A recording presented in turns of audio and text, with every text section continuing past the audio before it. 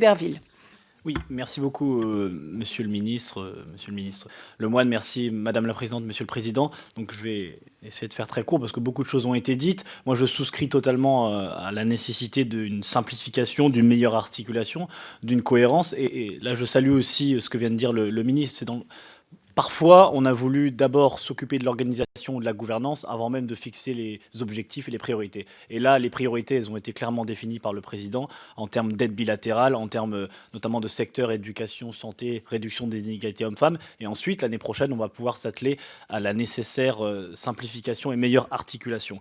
Et c'est lié à ça, justement, ma question porte sur quelque chose d'un peu plus spécifique, mais vous avez abordé sur la question du FED, du Fonds européen pour le développement. On sait qu'on en verse à peu près, je parle sous le contrôle de mes deux éminents collègues rapporteurs, à peu près 800 millions par an, et par exemple, l'AFD, le principal opérateur, va en chercher à peu près 300, 350 millions. Donc là, quel est votre regard sur ça? Est-ce qu'on ne peut pas avoir un ajustement pour faire en sorte que, en effet, on en donne, après on va en récupérer avec des coûts de transaction, avec du temps qui est passé. Est-ce que là, on ne peut pas faire quelque chose pour essayer d'ajuster et simplifier la procédure? Donc c'est sur la question du Fed et qui est liée du coup à la question du multilatéral et bilatéral. Enfin, juste une petite précision pour nos collègues monsieur Le Fur et le président de la commission des finances, c'est que par rapport à la Chine, l'AFD, par exemple, je suis membre du conseil d'administration, ne fait pas de dons. Donc il n'y a pas d'effort financier par rapport à la Chine. Et sur la question de l'aide déliée, ça a beaucoup été questionné, on en a beaucoup débattu dans le cadre de la diplomatie économique. C'est quelque chose qui est un atout pour nous, qui est bénéfique, parce que les entreprises françaises peuvent participer aux appels d'offres d'autres entreprises. Donc il y a eu beaucoup de rapports et beaucoup d'études qui ont été faites sur ce cas et on ne peut pas revenir en arrière à mon avis sur cette question-là. C'était juste une petite précision parce que j'y suis sensible et à mon avis c'est important d'y revenir. Donc merci. Merci beaucoup. Jean-François Mbaye. Oui, merci Madame la Présidente, Monsieur le Président, Messieurs les ministres, Messieurs les rapporteurs.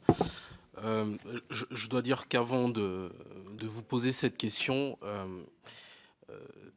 j'ai moi-même effectivement été beaucoup sensibilisé et beaucoup approché par cette question de la trajectoire de l'aide publique au développement. Alors effectivement, pendant la campagne présidentielle, le candidat qui était Emmanuel Macron effectivement s'était engagé à porter l'aide publique au développement à 0,55% de notre PIB d'ici à la fin du quinquennat. C'est un engagement qu'il a réitéré. Il l'a réitéré plusieurs fois. Il l'a porté le 18 septembre dernier dans son discours devant l'Assemblée générale des Nations unies. Mais effectivement, il faut peut-être se poser la question de ce projet de budget triennal qui nous est présenté en tout cas, et qui nous laisse à penser que d'ici à 2022, on a peut-être des axes d'amélioration justement pour atteindre cet objectif et peut-être tendre vers ces 0,70%.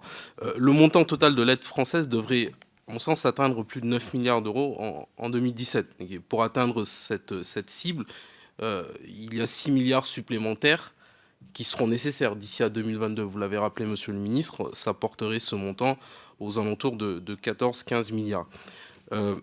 La proposition de budget triannuel actuelle propose une augmentation de la mission APD d'environ 500 millions d'euros sur 3 ans, 2018-2020. Ma question, enfin en tout cas ma première question, c'est avec une telle trajectoire, un effort budgétaire démesuré de plus de 4 milliards d'euros sur les 2 dernières années sera nécessaire au niveau de la mission APD pour atteindre justement l'objectif qu'a fixé le président de la République. Et pour soulager l'effort budgétaire de la mission APD, d'autres instruments financiers, vous l'avez rappelé, peuvent être utilisés, notamment cette hausse du taux de la TTF avec une affectation de cette taxe à 100% à l'aide publique au développement. En tout cas, si elle incluait aussi les transactions intraday. Ça pourrait par exemple rapporter, en tout cas ça pourrait par exemple permettre de dégager 3 à 5 milliards d'euros contre 1,5 aujourd'hui. Il faut conclure vraiment. La question, quelle est la trajectoire jusqu'à 2022 envisagée par le gouvernement pour respecter les engagements pris par le président de la République d'allouer les 0,55% du RNB à l'aide au développement d'ici à la fin du quinquennat, et quels instruments seront mobilisés par le gouvernement pour tenir ces engagements? Merci beaucoup. Je vous demande vraiment de tenir dans les 2 minutes. C'est par rapport aux collègues que chacun des collègues inscrits puisse avoir le temps de s'exprimer. Mireille Clapeau, s'il vous plaît.